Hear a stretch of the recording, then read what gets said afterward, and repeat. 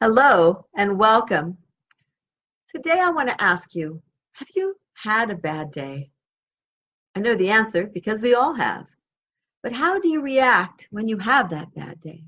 Or when something goes wrong that you really didn't plan on? How do you react? Are you your best self on those days? Or are you someone maybe a little less than who you'd like to be? Hello, I'm Carol Deshane, your intuitive spiritual guide for practical matters and certified Marconics Energy recalibration practitioner. What happens when you have a bad day?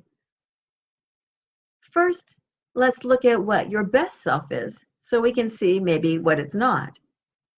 What does that mean to you? What is your best self? Who is that person that you think you'd like to be? Is it something perhaps that someone says you bring out the best in me? Or maybe they say, oh my God, you're the best friend ever. You're someone I can always depend on. You're always reliable. And it means so much to me to know that you'll be there for me. Or maybe you like someone to say, God, you're so much fun. I like being around you. Who is that person that is your best self? Are you reliable and dependable? Are you honest? Are you strong yet loving and kind and gentle? What does that look like to you? There are no wrong answers here. It's just who and what do you want to be to other people? What makes you feel just wonderful when you think about being that way? And then when you have a bad day, or perhaps it's just something goes wrong in the middle of a day and it sets you off, I'm assuming that would make that less than your best self in most cases. Do you act whiny or frustrated? Do you take it out on other people if you have a bad day? Do you blame them for being and doing what they said? Or maybe you were in traffic and you're just frustrated because of the traffic. Do you get angry? What happens to you? What part of your reaction is not your best self?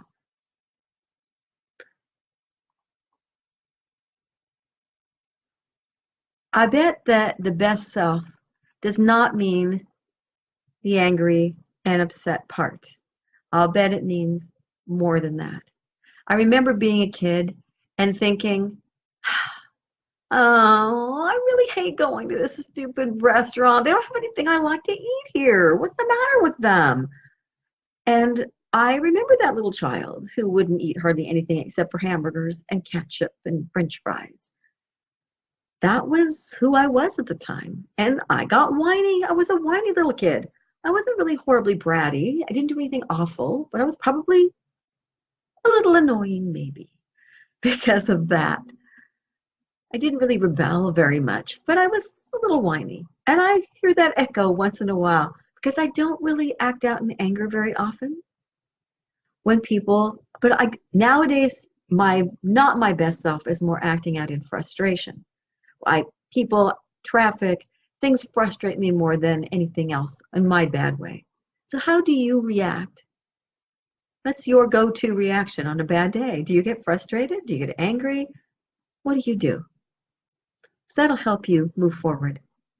Now, once you realize that you do act out when you have a bad day, I want you to look at how your reaction is. Do you blame the other person? Or do you kind of blame yourself for reacting?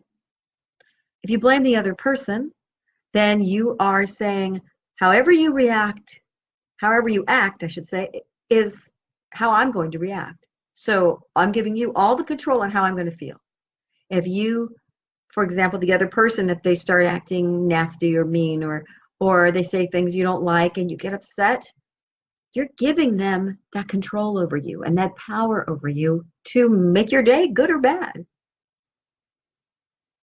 If you decide it's up to you, you don't need to blame yourself if you're not working there, you're not being your best self, but you are taking your control back from that other person or that other situation.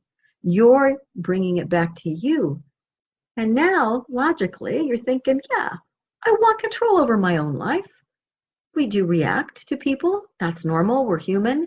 But if we give them all of that credit for the way we respond and blaming them for it, then our life is depending on other people. And that's not the best choice sometimes for us, because how are we going to create the life we want if we're depending on everyone else to make us happy or to make us not upset with our lives? Once you decide that you can control your own reactions, that this is something that either you should be able to do or you can do and you believe you can, then you're ready for those 4 steps I talked about earlier.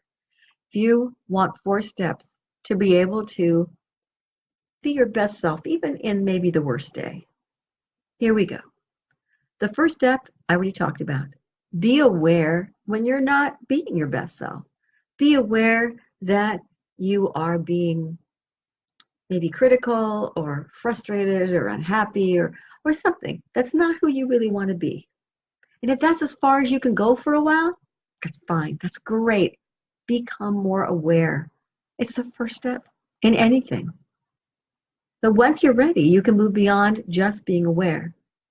This next one's a little tricky, this next step. And it requires a pretty good imagination. What I want you to do is dump the junk. So what's going to happen is you're going to feel most of the time like something is really pushing down on you, like you're really not in control and you're smothering and you're wondering why you're so upset and what is happening, but it feels heavy on you.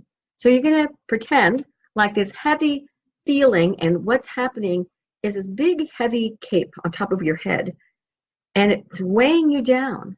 And the emotions are getting heavier and heavier usually when you're not having the best day. So you're going to kind of pretend you can unzip that big, heavy feeling and take it off and throw it on the ground. And that requires a lot of imagination, I understand. But feel like all those emotions and all that stuff you're getting from the other person, that you feel like you're getting from the other person, is on the ground. And you're looking at it going, okay, of that stuff that's there, can I delegate some of that stress I'm feeling? Because maybe part of it is something you can say, okay, significant other, how would you like to do this instead of me? Or if you have children, how would you like a bigger allowance? Do people still have allowances?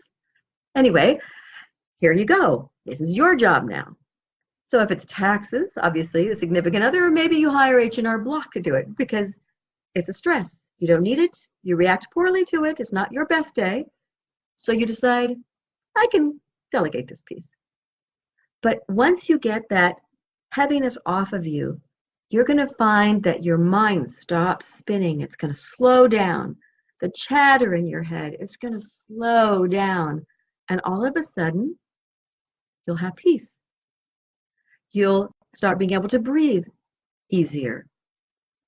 And you can connect to that person that you want to be, because you'll have some space from the stuff that's driving you crazy, the stuff that's making you angry or upset or frustrated or whatever it is that's making you not be your best self.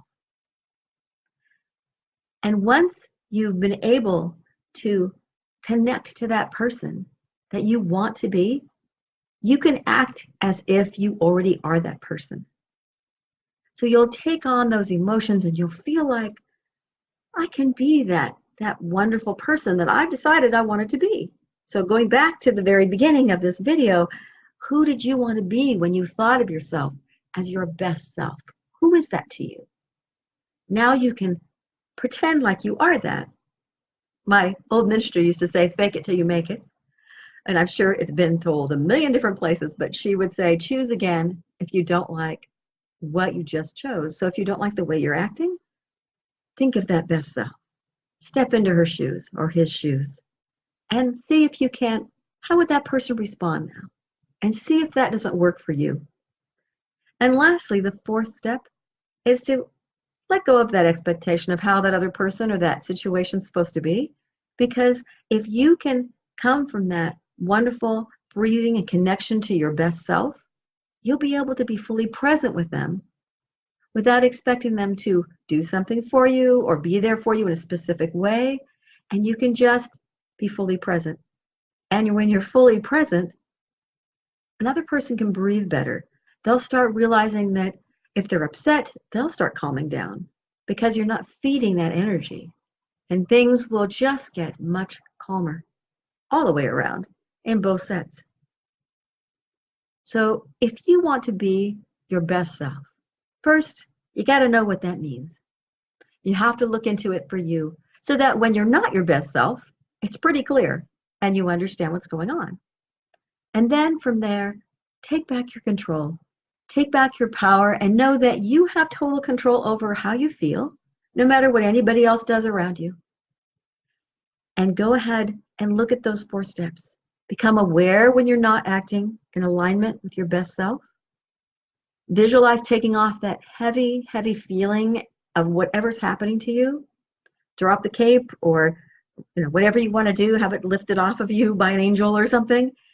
And delegate what you can, but let it go for now, so that then you can let your mind slow, the chatter stop, and breathe and connect, 3rd step, to that person you want to be, so that you can act as if you're already there. And again, that 4th step is to just be more fully present. Let go of your expectations of the person or the situation, so that you can indeed be who you want to be. And you're in control of who you want to be and who you truly are. Thank you for joining me. If you're interested in hearing more videos like this, please connect and hit the bell and subscribe. I would love to hear from you if you want to comment. Also, if you would like to know more about me, please contact me at connecttojoy.com, and that will be below the video. And you'll be able to learn more about Marconics energy, multidimensional no-touch sessions, energy clearings for your space or work or home if you're in the San Francisco Bay Area, and also True You healing coaching. Thank you so much, and until next time, bye-bye.